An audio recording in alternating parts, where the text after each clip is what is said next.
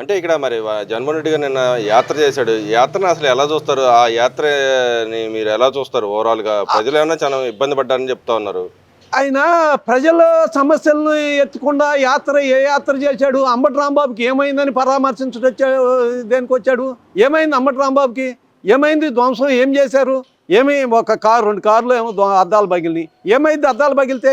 నువ్వు party office తగలబెట్టిన దానికంటే, తగలబెట్టించిన దానికంటే, చంద్రబాబు నాయుడు ఇంటి మీదకి పోయిన దానికంటే, మరి మన ఈయన పట్టాభి గారి ఇంటి మీదకి పోయి వాళ్ళ 7 ఏళ్ల అమ్మాయి బాత్రూంలో దాక్కొని బతికింది. ఆ అమ్మాయి ఇంటి మీదకి పోయి ఆయాల దౌర్జన్యం చేసిన దానికంటే ఇవన్నీ దారుణాలుగా ఉపడ్డాయా నీకు? మరి అమరావతి రైతులు నువ్వు ఏ రకంగా చేసావు? అమరావతి రైతులని, మహిళలని గవర్నమెంట్లో ఏ రకంగా హింసించావు? ఏం చేశారని హింసించావు? ధర్నాల్లో కూర్చొని ఎవరి ఊళ్ళో వాళ్ళు ధర్నాల్లో కూర్చున్న వాళ్ళని కూడా కూర్చోనీయకుండా, రోడ్డు మీదకి రానియకుండా, మేము దేవస్థానానికి పాదయాత్ర వెళ్తుంటే వెళ్ళనీయకుండా, కనకదుర్గం గుడి దగ్గరికి పొంగలకపోతుంటే వెళ్ళనీయకుండా, నువ్వు ఇన్ని అవమానాలు చేసి ఇవాళ మహిళల గురించి, ప్రజల గురించి మాట్లాడుతున్నానంటూ అసలు నీకు అర్హత ఏడుంది? ప్రజలు నువ్వు ఏం పట్టించుకున్నావని, 5 సంవత్సరాల్లో ప్రజలను నువ్వు ఏం పట్టించుకున్నావని, ఏం న్యాయం చేసావని చెప్పి ఇవాళ నువ్వు ప్రజల గురించి మాట్లాడుతున్నావు? అంటే ఇక్కడ మరి ఆయన చెప్తా ఉన్నాడు, అంబటి రాంబాబు గారు మాట్లాడాడు, క్షమాపణ అడిగాడు. ఇప్పుడు పొగడాల్సిన పోయి మీరు తిడతారేంది, ఇలా దాడి చేస్తారని చెప్పి అడుగుతుంది. నిజంగానే ఆయన పొగడాలంటారా? దేనికి పొగడాలి? అంబటి రాంబాబు తిట్టాడని ఇంకా తిట్టమని చెప్పి పొగడాలా మేము? ఇంకా తిట్టమని చంద్రబాబు నాయుడిని తిట్టాయా, లేకపోతే ఇంకా పవన్ కళ్యాణ్ని తిట్టు, లోకేష్ని తిట్టు, లేకపోతే అందరిని తిట్టాయా అని చెప్పి పొగడాలా? దేనికి పొగడాలి? ఆ పొగడు నువ్వు నీ మెప్పు కోసం నువ్వు పొగడు. నువ్వు వాళ్ళని తిడితే నీది ఒక సైకోయిజం కాబట్టి, ఎదటోడిని తిడితే నువ్వు మెచ్చుకుంటావు కాబట్టి నువ్వు మెచ్చుకో, నువ్వు పొగుడుకో. జనం ఎందుకు పొగుడతారు? జనం పొగడరు. జనం పొగిడే పరిస్థితి మీకేడుంది? మీ సీన్ అయిపోయింది. అంబటి రాంబాబు చాలా దారుణం. అంబటి రాంబాబుకి చాలా ఏమీ చేయాలి అంబటి రాంబాబు ప్రవర్తించిన తీరుకి. అదే నీ గవర్నమెంట్లో అయితే అసలు బయటికి రాకుండా లోపలేసి ఏమేమి చేసేవాళ్ళు. నిన్ను కనుక అట్లా నీ గవర్నమెంట్ ఉన్నప్పుడు నిన్నెవడు అన్న అట్లా మాట్లాడితే ఇప్పుడు ఆ భయంతో మాటలు మాట్లాడారంటారా? ఏదైనా చేస్తారని గతంలో ఆ ఇద్దరు బాబాయిల కథ చూసాం. ఇద్దరు బాబాయిల కథ చూసుకొని ఈ విధంగా నాకు కూడా వస్తుందని భయంతో మాట్లాడాడు అంబటి రాంబాబు మాటలు. కేవలం అంతే మాట్లాడాడు. మాట్లాడిపోతే నాకు అది కూడా వాళ్ళ బాబాయ్ సంగతి అయినట్టు అయింది. మాట్లాడాలి, తన ఉనికి కోసం మాట్లాడాడు. కానీ దాంతో తప్పితే ఏమీ కాదు. రెచ్చిపోయి తన ఉనికి కోసం, జగన్మోహన్ రెడ్డి మెప్పు కోసం మాట్లాడాడు. కానీ వేరే ఏమి కాదు. ఎందుకంటే ఆయనకి రెండో మార్గం లేదు. జగన్మోహన్ రెడ్డే దిక్కు. ఆ జగన్మోహన్ రెడ్డిని మెచ్చుకోవాలంటే ఎదటోడిని తిట్టాలి. అందుకని చెప్పి తిట్టాడు. అంటే ఇక్కడ మరి ఇంకో విషయానికి వస్తే మనం అక్కడ అయితే తిరుపతి రోడ్డు వ్యవహారంలో ఫ్లెక్సీలు కట్టిన దానికి ఆయన చెప్తా ఉన్నాడు జగన్మోహన్ రెడ్డి, మీరు తప్పు చేసి ఫ్లెక్సీలు కట్టిన దానికి మావాడు బాధపడ్డాడు. దానికి ఆయన వెళ్ళి తీసేపోతే మీరు అడ్డుకున్నారు, మీ నాయకులు కర్రలు పట్టుకుని అడ్డుకుంటేనే ఆయన మాట మాట్లాడాడు, క్షణికావేశంలో మాట్లాడాడు. మరి మేము కూడా మీరు పరిపాలన సరిగ్గా చేయట్లేదు, మేము ఫ్లెక్సీలు కట్టమని అడుగుతున్నాడు. నిజంగానే ఫ్లెక్సీలు కడితేనే అన్నీ తీరిపోతాయి అంటారు? అసలు ఇక్కడ ఫ్లెక్సీలు మూలాన ఉపయోగం ఏంది? ఫ్లెక్సీలు ఎవరు కట్టారు?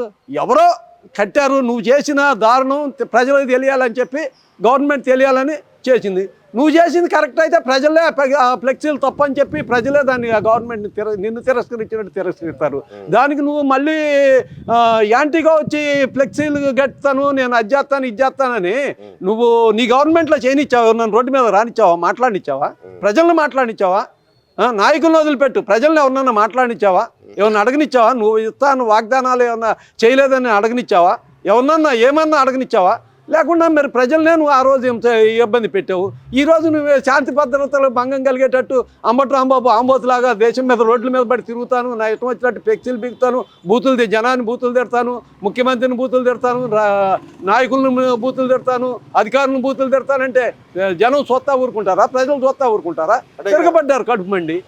అంటే మరి ఇక్కడ అయితే ఆయన ఇంకో మాట కూడా అంటున్నాడు, చంద్రబాబు నాయుడు ఇటు పవన్ కళ్యాణ్ లోకేష్ అందరూ క్షమాపణ చెప్పాలా మీరు అబద్ధాలు ఆడిన దానికని చెప్పి అంటారు. తిరుపతి రెడ్డి వ్యవహారంలో నిజంగానే క్షమాపణ చెప్పాలని పరిస్థితి ఉంది అంటారు. తిరుపతి రెడ్డి వ్యవహారంలో తిరుపతిలో అబద్ధాలు వీళ్ళు ఆడారు. అబద్ధాలు ఆడితే నువ్వు కోర్టు పోవు. వీళ్ళు అబద్ధాలు ఆడారు, వాళ్ళు సిట్టేసి కేసు పెట్టారు కింద నీ మీద. దాని మీద నువ్వు కోర్టు పో. కోర్టులో ఉంది కింద. కోర్టులో నువ్వు కూడా కోర్టుకు వెళ్ళు. వాళ్ళు నేనేమి చేయలేదు, క్లీన్ సిట్ ఇచ్చిందని చెప్పి దీన్ని ప్రజలకి బహిరంగంగా చెప్పు. ఆ సిట్లో ఏముందో ప్రజల్లోకి వచ్చి చెప్పు. ఎక్కడో ఉండి ఆడ వివాదాలు పెట్టుకుంటారు. 10 మంది రౌడీలను వేసుకొని వచ్చి 10 మంది మీ మోకను వేసుకొచ్చి మీకు ప్రజల్లో లేరేటు ఆ రౌడీలు లేదో మీ అమ్మటుండ వాళ్ళని మోకలను వేసుకొచ్చి శాంతి భద్రతలకి విఘాతం కలిగించేటట్టు ట్రాఫిక్ ఇబ్బంది కలిగేటట్టు చేసి ప్రవర్తించి మీరు అట్లాంటివి ఎందుకు చేస్తారు? రా, రేపు 11వ తారీఖు అసెంబ్లీ ఉంది కదా, రా నీ 11 మందిని వేసుకొని వచ్చి నిలది, మేము కూడా హర్షిస్తాం. నువ్వు చేసిన గవర్నమెంట్లో లోపాలు ఏందో, నువ్వు ప్రజలకు ఏం అన్యాయం జరుగుతుందో ఎదురిచ్చి నిలదీసి అడుగు. అదే ఉందంటారా? మరి అసెంబ్లీకి వస్తే నన్ను మాట్లాడేవారని చెప్తా ఉన్నాడు కదా. మాట్లాడినవరని నువ్వు వస్తేగా, అసలు నువ్వు వచ్చిన తర్వాత మాట్లాడిపోతే ప్రజలకు తెలిసింది కదా. నీకు అవకాశం ఇవ్వలేదనుకో, నీకుండా నీ లెక్క ప్రకారం నీకు ఆ టైం ఇవ్వకుండా ఉంటే ప్రజలు చూస్తారుగా. అసెంబ్లీ ఆయన షార్ట్న ఆయన ఇంట్లో పెట్టుకోవడం, చంద్రబాబు నాయుడు ఇంట్లో కాదుగా పెట్టేది, అసెంబ్లీలో కదా. అసెంబ్లీకి రా, ప్రజా దేవస్థానానికి రా, వచ్చి మాట్లాడు. నీకు ఇచ్చిన టైంలో నువ్వు ప్రజల సమస్యల గురించి అడుగు. అడిగినప్పుడు నిన్ను మాట్లాడనీకపోతే ప్రజలే అప్పుడు మాట్లాడనీయట్లేదు ఏందని చెప్పి నీ పక్షాన్ని మాట్లాడతారుగా. సార్ భాస్కర్ గారు చెప్పండి, ఏదైతే వైసీపీ పార్టీ గతంలో ఏదైతే అమరావతి మహిళల మీద కించపరిచే విధానం కానీ, ఇప్పుడు జరుగుతున్న కించపరిచే విధానం కానీ, వాళ్ళు వ్యక్తిగతంగా ఎందుకు మహిళనే టార్గెట్ చేశారో, ఆ మహిళని టార్గెట్ చేస్తే వీళ్ళకి ఏమొస్తుందని మీరు భావిస్తారు? అసలు వాళ్ళు చేసేది మహిళల్ని, ఈ రాజధాని రైతుల్ని గత 5 సంవత్సరాలు మేము రాజధాని రైతులుగా మేము మా మహిళలు కానీ మేము కానీ బాధలు కాదు. మీడియాకి తెలుసు, యావత్ ప్రపంచం చూసింది, చివరికి నేషనల్ మీడియాకి కూడా పోయింది. అంత నికృష్టంగా, అంత దయాదాక్షిణ్యం లేకుండా చాలా హింసించి హెరాస్మెంట్ చేసి అనేక రకమైన కేసులు పెట్టి చేసినోడు ఇవాళ మహిళల పక్షాన నేనేదో మాట్లాడుతున్నాను, ఈ గవర్నమెంట్ ఏదో అన్యాయం చేసి మాట్లాడుతుంది అంటున్నాడు. ఈ గవర్నమెంట్ వచ్చిన తర్వాత మహిళల్ని ఎవరు దూషించినా ఒప్పుకోదు, ఈ ప్రజలే ఒప్పుకోరు. టీడీపీ పార్టీ కానీ కూటమిలో ఉన్న ప్రజలు కూడా ఎవరూ ఒప్పుకోరు ఎవరినన్నా మహిళలను దూషిస్తుంటే. అంబటి రాంబాబు లాంటి వాడిని శిక్షించాలనేది, మహిళల్ని కించపరిచి, మహిళలను అవమానపరిచి, మహిళల్ని చాలా దారుణంగా మాట్లాడాడు కాబట్టి అంబటి రాంబాబుని చర్య తీసుకున్నారు. అంటే మరి ఇంకో పక్కన చూసుకుంటే ఎవరైతే వాళ్ళ ఎంపీ మొన్న మాట్లాడుతూ ఉన్నాడు, మేము పార్లమెంట్ సాక్షిగా అమరావతి రాజధానికి ఒప్పుకుంటాము, మేము రైతుల పక్షాన్ని పోరాడతా అని చెప్తున్నారు. ఇప్పుడు రైతులు ఎందుకు గుర్తొచ్చినట్టారు ఆ పార్టీకి? నమస్కారం అండి, మీ పార్టీ, మీ ఎంపీలకి, మీ వైసీపీ గవర్నమెంట్కి శతకోటి వందనాలండి. మీరు మా రైతుల తరపు నుంచి ఎటువంటి పోరాటం చేయాల్సిన పని లేదు. మాకేం అన్యాయం జరగలేదు. మాకు అన్యాయం అంతా మీరే చేశారు. 2019 నుంచి 24 వరకు రైతులకి మీరు ఏం న్యాయం చేశారో, ఏం మేలు చేశారో, ఒక అమరావతి రైతుల దగ్గర నుంచి, ల్యాండ్ టైటిల్ యాక్ట్ దగ్గర నుంచి, పొలాల గట్టు రాళ్ల మీద మీ జగన్మోహన్ రెడ్డి బొమ్మలు వేపించిన దగ్గర నుంచి రైతులకి ఏం మేలు చేశారో అవన్నీ మీరే చేశారు. ఏంది మీరు వచ్చి రైతుల తరపున, ఏ రకంగా రైతుల తరపున, ప్రజల తరపున ఏ ప్రజలు మిమ్మల్ని కోరుకోవట్లేదు మీరు మా తరపున పోరాడాలని. మీకు ప్రజల సమస్యలు తెలియవు. నీకు ప్రజల సమస్యలు తెలిస్తే ఈ రకంగా మాట్లాడు, అసెంబ్లీకి వచ్చే మాట్లాడతావు. నీకు ఇచ్చిన టైంలోనే మాట్లాడు, 2 మాటలు మాట్లాడు, మంచి మాటలు, ప్రజల తరపున నిజమైన సమస్యలు ఉంటాయి. నువ్వు అట్లా మాట్లాడలేవు, నీకు అది చేత కాదు. నీకు అంచేపకుండా తిట్టాలి, రెచ్చగొట్టాలి, ఇదే ధోరణి.